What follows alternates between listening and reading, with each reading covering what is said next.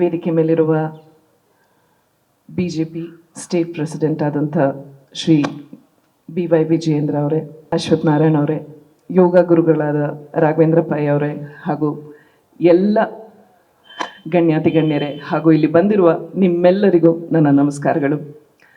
11ನೇ ಅಂತಾರಾಷ್ಟ್ರೀಯ ಯೋಗ ದಿನಾಚರಣೆಯ ಹಾರ್ದಿಕ ಶುಭಾಶಯಗಳು. ಯೋಗದ ಬಗ್ಗೆ, ಅದರ ಉಪಯೋಗಗಳ ಬಗ್ಗೆ ಈಗ ನಮ್ಗೆಲ್ರಿಗೂ ಗೊತ್ತೇ ಇದೆ.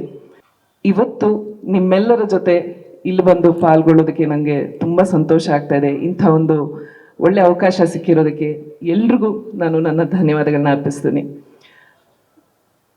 ಯೋಗ ಅದರ ಒಂದು ಪ್ರಯೋಜನಗಳೇನಿದೆ ಅದು ನಮ್ಗೆಲ್ರಿಗೂ ಗೊತ್ತಿದೆ, ಎಷ್ಟು ನಮ್ಮ ದೇಹಕ್ಕೆ, ನಮ್ಮ ಮಾನಸಿಕ ದೇಹಕ್ಕೆ, ಆರೋಗ್ಯಕ್ಕೆ ಎಷ್ಟು ಒಳ್ಳೆಯದು ಅಂತ. ನಾನು ತುಂಬ ಚಿಕ್ಕ ವಯಸ್ಸಿನಿಂದ, ಒಂದು 4-5ನೇ ವಯಸ್ಸಿನಿಂದ ನಾನು ಯೋಗಾಭ್ಯಾಸವನ್ನು ಶುರು ಮಾಡಿದೆ. ಪರ್ಟಿಕ್ಯುಲರ್ ಆಗಿ ನನ್ನ ಒಂದು ಫೀಲ್ಡಲ್ಲಿ ಅದು ನನಗೆ ತುಂಬಾ ಹೆಲ್ಪ್ ಆಗಿದೆ.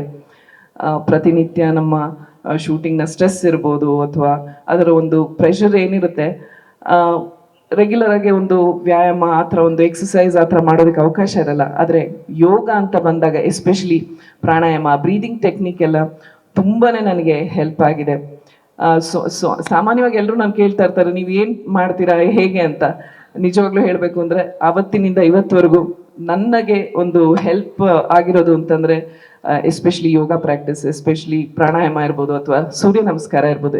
ಸೂರ್ಯ ನಮಸ್ಕಾರ ಪರ್ಟಿಕ್ಯುಲರ್ ಆಗಿ ಆ ಒಂದು ಫಿಸಿಕಲ್ ಇದನ್ನು ಮೇಂಟೈನ್ ಮಾಡೋದಕ್ಕೆ. ಸೊ ಹಾಗಾಗಿ ನಾವೆಲ್ಲರೂ ಇದನ್ನು ಅಭ್ಯಾಸ ಮಾಡಬೇಕು. ಇನ್ನೂ ಹೆಚ್ಚು ಹೆಚ್ಚು ಎಲ್ರಿಗೂ ತಿಳಿಸ್ಕೊಡ್ಬೇಕು, ಎಸ್ಪೆಷಲಿ ಯಂಗರ್ ಜನ್ರೇಷನ್ಗೆ.